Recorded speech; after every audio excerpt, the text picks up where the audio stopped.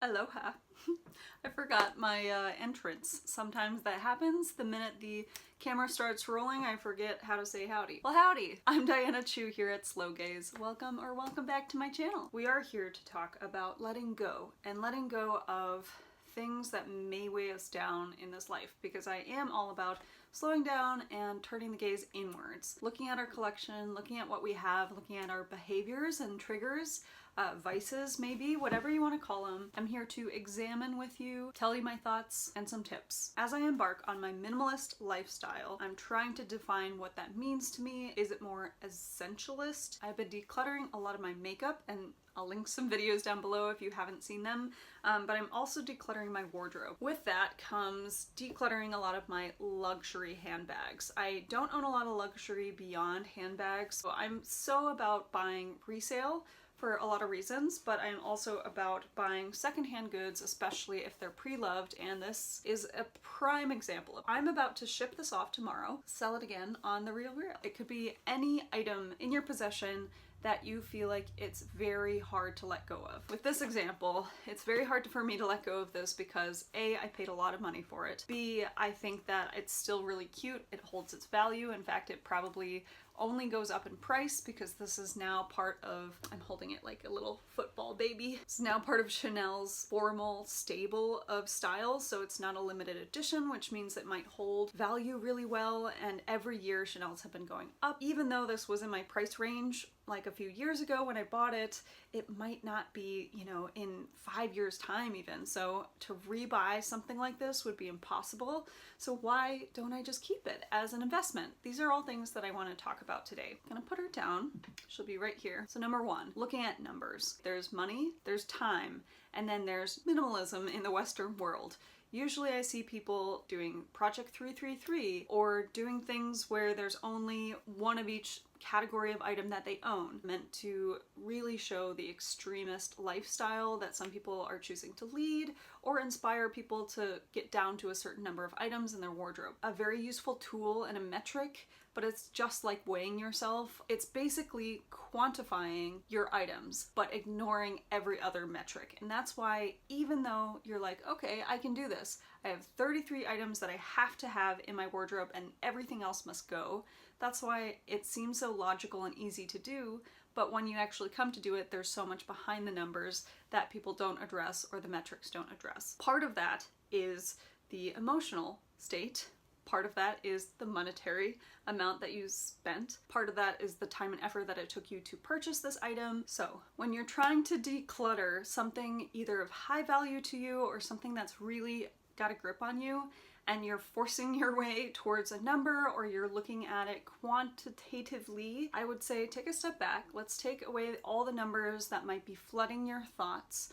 You don't have to focus on how many items are in your wardrobe. Oh, I have 10 pairs of black shoes and this would make 11, let's say. Yes, it's a valid point, but maybe your true style lies in black shoes. So no matter how many you have, the numbers aren't going to serve you. Same with the money. If you already spent thousands of dollars on one pair of shoes, that money is dead and gone. It is a sunk cost. It is flown away, birdie bye-bye. You made the choice to use that money. There should be no guilt because it's already gone.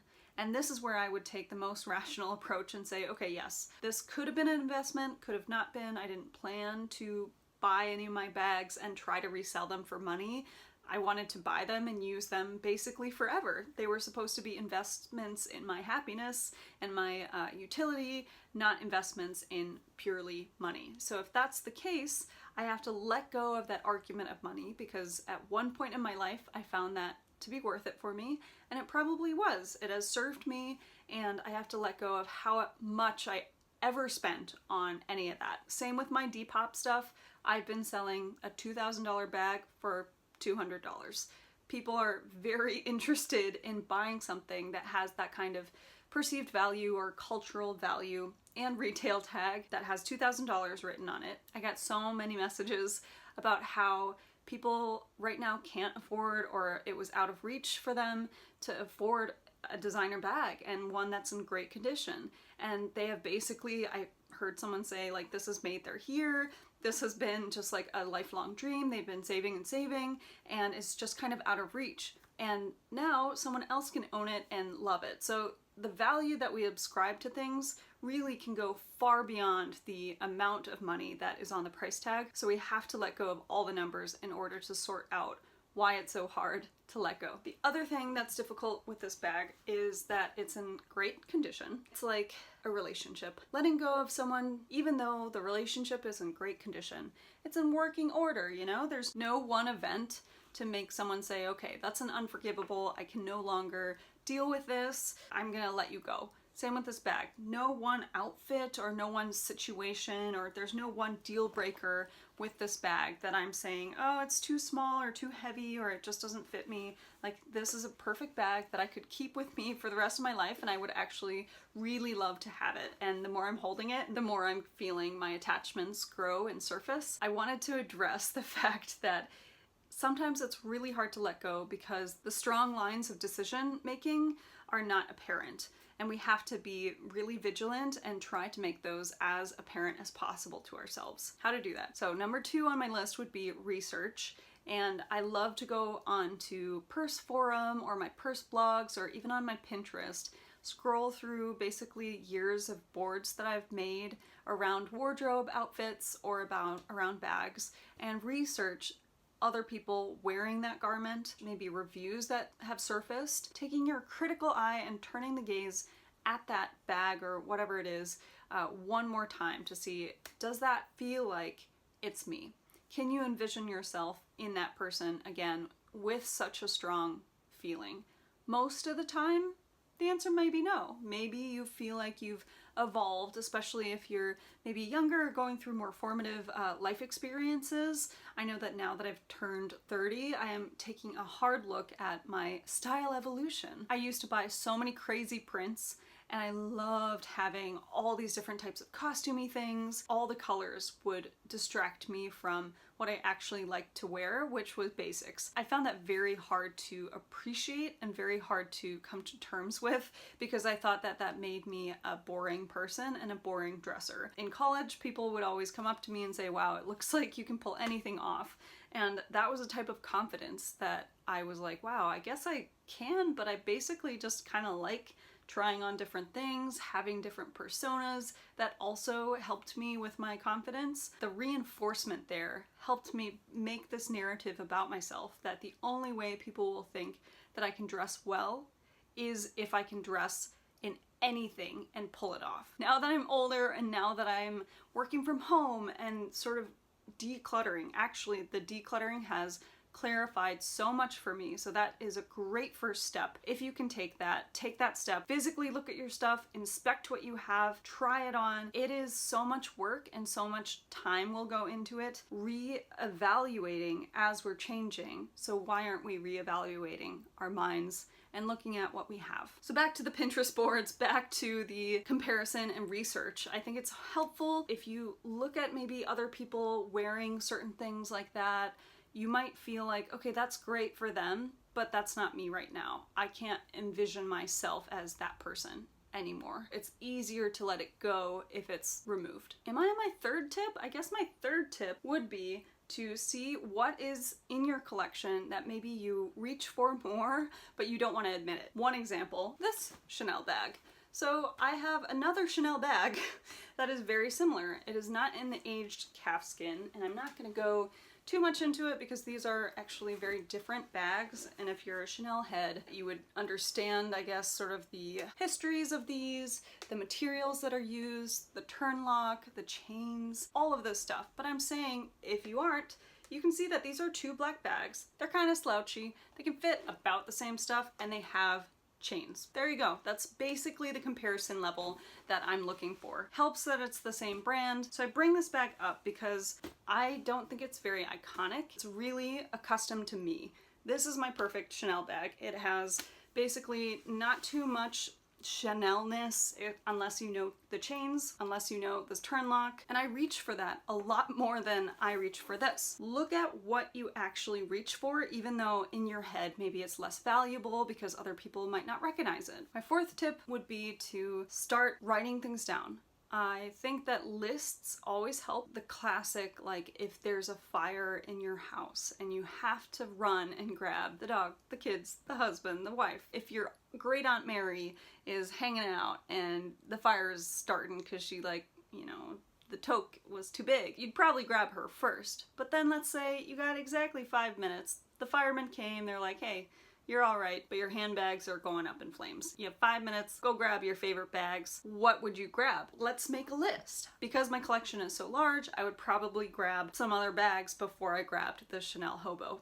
I would not be so concerned with, oh my god, I could resell this, or oh my god, maybe in 5 years it'll be much more valuable. I won't be thinking about that. I'll be thinking about my favorite. If I had to find a bag that had those perfect specifications for me, I'd be really sad to see it go. And I'd be very grateful for those 5 minutes and for that fireman. Let's say that your roommate is home when there's a fire. If there was a fire and they had the 5 minutes and the fireman saying, hey, you can grab 5 things for this person, grab their favorite things, what would they grab for you? Would it be the bag that you're trying to talk about and talk yourself into either keeping or not keeping because they haven't seen you use it in a year? Probably not. It's all things, and we're making choices, but after a certain point, and this leads me to my last and final tip, number 5, just let it go.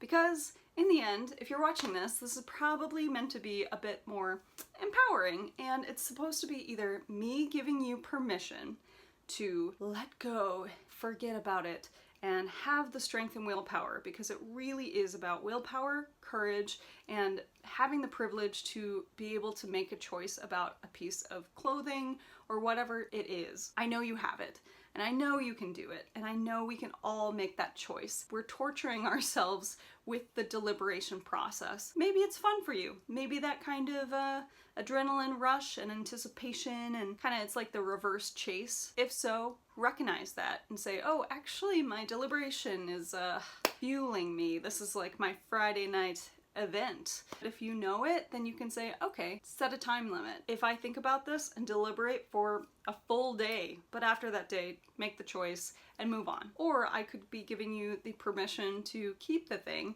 and say, no, you should just keep it. You know, you can always choose it another day. But I am not going to be that little devil on your shoulder, because I know what it's like to have something in your closet, something so beautiful. Let's have her out again, because this will be the last time that I'm hanging out with her. Let's say that she's hanging out and she's in my closet, and every time I reach for my other bag, I think about this, and I have a twinge of guilt for not picking this up, or I have a twinge of like a little question mark pops up above my head and it floats around for a second, asking, oh, why not this one? The answer actually is that it doesn't function the way that it needs to for me. I have something else that functions better, and I'm just holding on to this. And every time that little noise pops up in my head, it is distracting. I also have such a collection that I feel like I have to make the choices each time I run into my wardrobe. If I were to only have 3 bags that I loved and used, that fireman, back to the example, and that 5 minutes would be extremely fast. I'd be able to pick out those 3 bags and maybe a pair of shoes. That's the beauty of coming down to basics and essentials. This is not essential. One could argue that the other Chanel bag is non-essential, and I don't think you're wrong. We're playing in a consumerist world. We're playing in a world where there's excess and there's never enough.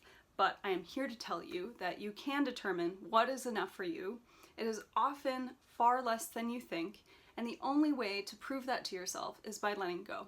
I really think that it's all conceptual and it's all just fun and games until you actually commit to doing that. Declutter is great. Declutter and then declutter and declutter. Just keep going until you can refine what it is you need in this life. Make your lists, do your research, document it, take a photo, take a video with it. This is the way that we can help break up this massive and very debilitating consumerist culture. Like, maybe just by showing you my Chanel bags, maybe that's making you want a Chanel bag. I'm sorry. I don't know how this video is gonna land with anyone or how it's gonna influence, but I do want to stress that we are all here on this earth, you know, just visiting this planet. Before I get too existential, we don't have time to go through all this. And I'm really proud of you if you can let go of more. Start giving your mind, your heart, your passions, and your beliefs and empower others, or just let go and have more time to yourself and have more time to gaze inwards, take care of yourself, not always feel so caught up in the role of consumerism. That's my spiel, I guess. Those are the 5 tips. Let me know if you have a 6th, 7th, 8th. Help your sister out down below and give this video a like if you thought it was helpful. That's the best compliment you could give me today. Another compliment that you could give me is subscribing. Like, that would help me grow and help this little channel grow. It also helps me know that you're out there and this content is helpful to you. I'm gonna leave this with, you are great as you are. You don't need stuff to validate who you are to anybody else. I also will leave you with the idea that you are beautiful no matter what. I know that we all love pretty things, and I myself am guilty of indulging myself and indulging my whims and making impulse purchases, but I am trying to course correct, and I know you can do it too. Good luck, and let me know how it goes if there's anything that you're trying to get rid of and it's very difficult to. I'm gonna try to do a video on sentimental things and letting go of things that actually have very strong emotional ties that maybe don't have to do with my control, or like they were gifted to me, so it wasn't because I purchased them or spent a lot of money on them.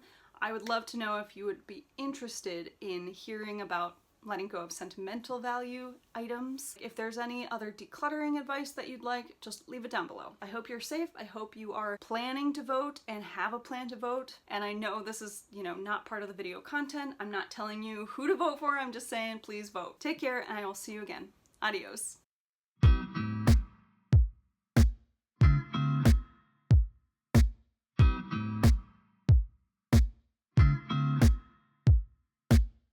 Please handle this cider. You got me upside down. Should only fill this much.